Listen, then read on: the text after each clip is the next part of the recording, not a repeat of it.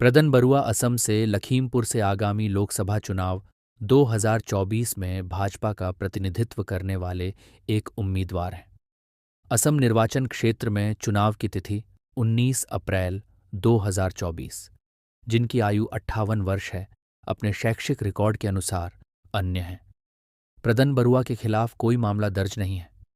वित्तीय रूप से प्रदन बरुआ के पास 1 करोड़ 1 लाख रुपए की चल संपत्ति और 1 करोड़ 24 लाख रुपए की अचल संपत्ति के साथ कुल संपत्ति या शुद्ध संपत्ति 2 करोड़ 24 लाख रुपए है।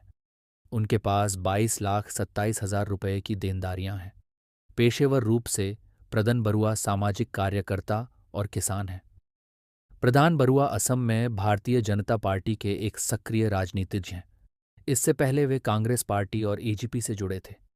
नवंबर 2016 के उपचुनाव में वे संसद सदस्य चुने गए, जब सर्बानंद सोनोवाल ने सीट से इस्तीफा दे दिया था।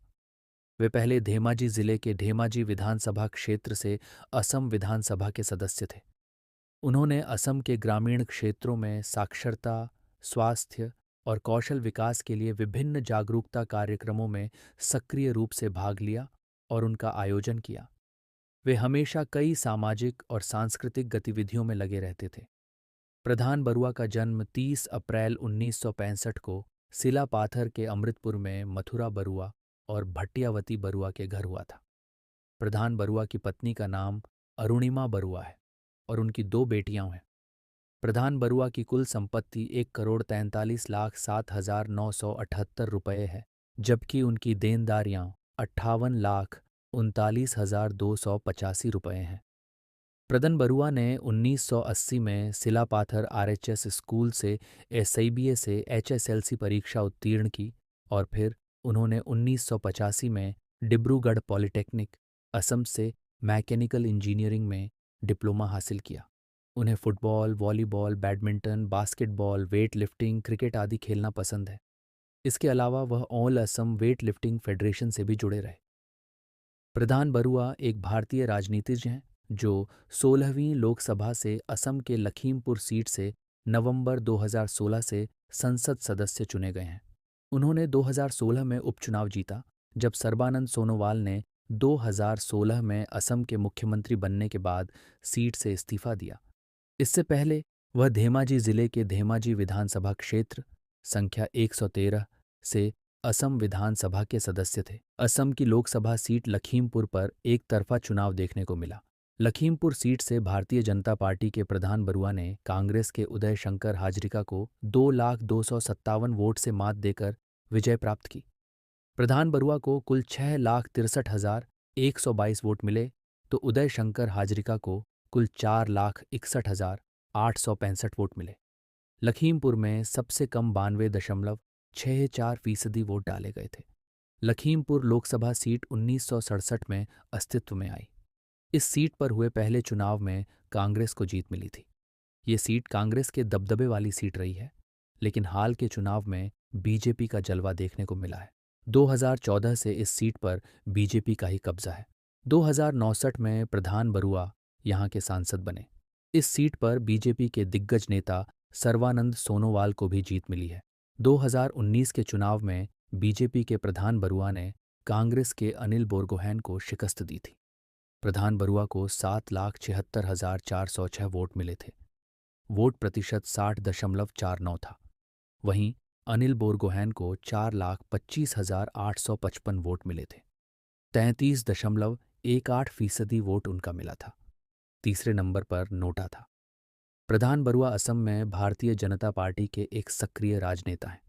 इससे पहले वह कांग्रेस पार्टी और एजीपी के साथ जुड़े हुए थे। नवंबर 2016 में उन्हें संसद सदस्य के रूप में निर्वाचित किया गया था, जब सर्बानंद सोनोवाल ने सीट से इस्तीफा दे दिया था।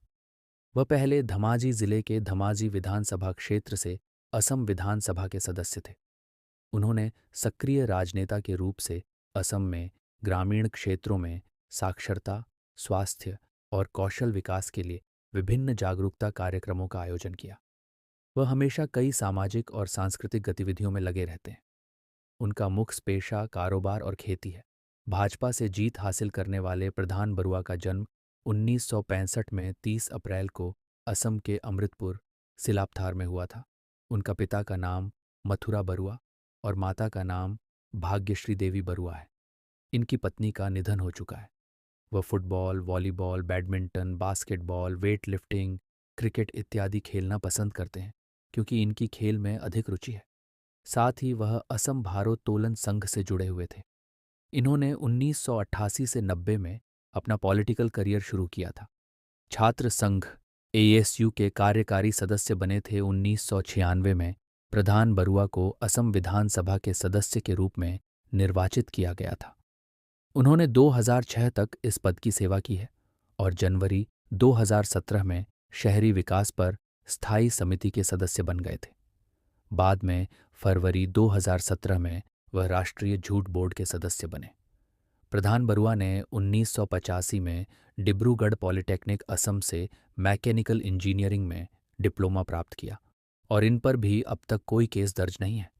इनकी कुल संपत्ति 2,42,05,536 रुपए की संपत्ति है, जिसमें 1,50,85,536 रुपए की चल संपत्ति मूवेबल एसेट्स है और 1,36,20,000 रुपए की अचल संपत्ति इमूवेबल एसेट्स है। इसके अलावा इन पर 22,69,660 रुपए की देनदारी है। असम के लखीमपुर से लगातार तीसरी बार चुनाव लड़ रहे भारतीय जनता पार्टी भाजपा के नेता प्रधान बरुआ ने एक मूक सांसद होने की उपाधि पर जवाब देते हुए दावा किया कि उनका निर्वाचन क्षेत्र विकास के तीव्र पथ पर है और अगर संसद में न बोलने से ही इतना कुछ हो रहा है तो चुप रहना ही बेहतर है।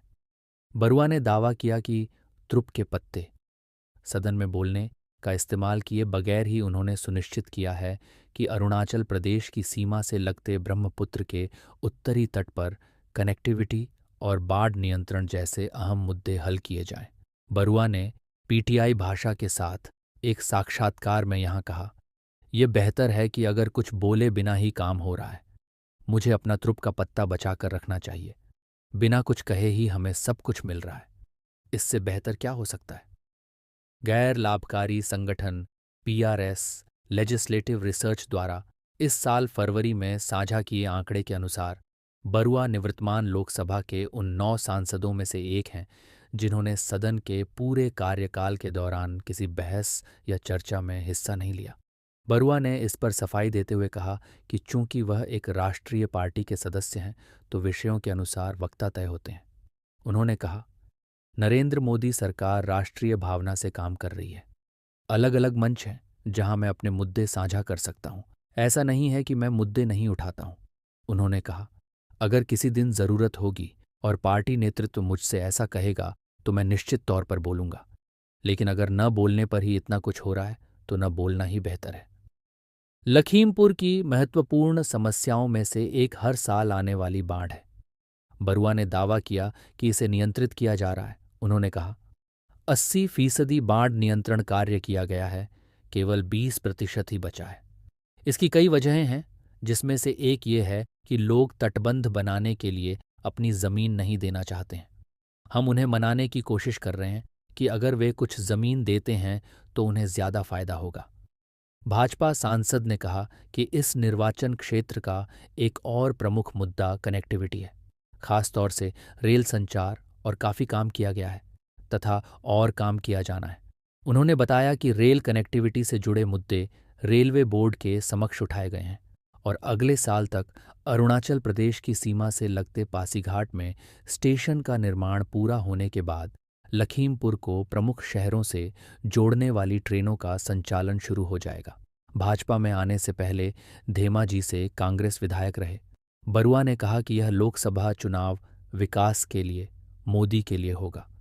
उन्होंने दावा किया कि लोगों ने विपक्षी दलों को नकार दिया है क्योंकि इन पार्टियों को कोई जनाधार या नेता नहीं है। कांग्रेस ने इस सीट पर उनके खिलाफ उदय शंकर हजारिका को उतारा है।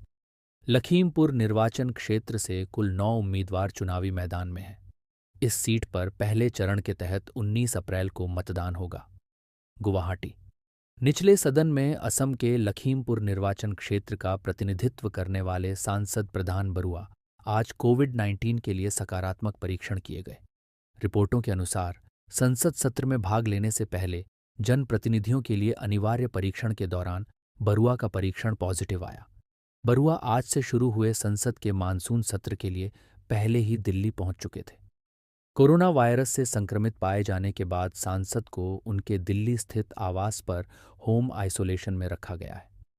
बरुआ भारतीय जनता पार्टी के सदस्य हैं। पहले वे भारतीय राष्ट्रीय कांग्रेस के सदस्य थे, लेकिन 2016 में विधानसभा चुनाव से पहले हेमंत बिस्वा शर्मा के साथ कांग्रेस से अलग हो गए। लखीमपुर संसदीय क्षेत्र एचपीसी में जीत का अंतर कुल 2,01,257 वोटों तक बढ़ गया। जैसा कि रिटर्निंग ऑफिसर सह लखीमपुर जिला आयुक्त गायत्री देवीदास हयालिंगे ने मंगलवार रात मतगणना प्रक्रिया पूरी होने के बाद घोषित किया। अंतिम परिणाम के अनुसार एचपीसी के विजेता भाजपा के मौजूदा सांसद प्रधान बरुआ को 6,36,122 वोट मिले हैं, जबकि उनके निकटतम प्रतिद्वंद्वी कांग्रेस उम्मीदवार उदय शंकर हजारिका को 4,18,665 वोट मिले हैं। इस जीत के साथ प्रधान बरुआ ने निर्वाचन क्षेत्र में तीसरी बार जीत दर्ज की और एक बार फिर संसद में अपना रास्ता बनाया। यहाँ यह ध्यान रखना चाहिए कि 2019 के लोकसभा चुनाव में भाजपा के प्रधान बरुआ को 7,76,406 वोट मिले थे, जबकि उनके निकटतम प्रतिद्वंद्वी कांग्रेस उम्मीदवार अनिल बोरगोहेन को 4,25,855 वोट मिले थे।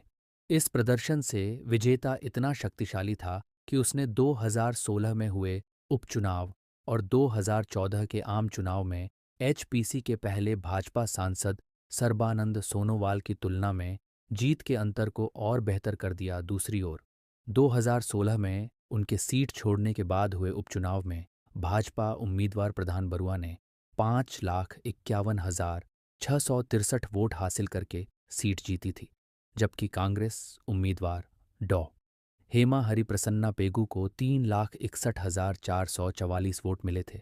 उस उपचुनाव में जीत का अंतर 1,90,219 था। हालांकि 2019 में भाजपा और कांग्रेस के बीच जीत का अंतर बढ़ा, लेकिन 2024 में यह कम हो गया। हालांकि चुनाव के दिनों में कांग्रेस के पक्ष में मजबूत अंडरकरंट को पार करते हुए भाजपा उम्मीदवार ने सीट जीतने में कामयाबी हासिल की। इस चुनाव में प्रधान बरुआ को 54.70% वोट मिले हैं, जबकि उदय शंकर हजारिका को 38.10% वोट मिले हैं। दूसरी ओर 2016 में उनके सीट छोड़ने के बाद हुए उपचुनाव में भाजपा उम्मीदवार प्रधान बरुआ ने 5,51,663 वोट हासिल करके सीट जीती थी, जबकि कांग्रेस उम्मीदवार डॉ हेमा हरिप्रसन्ना पेगू को 3,61,444 वोट मिले थे। उस उपचुनाव में जीत का अंतर 1,90,219 था। हालांकि 2019 में भाजपा और कांग्रेस के बीच जीत का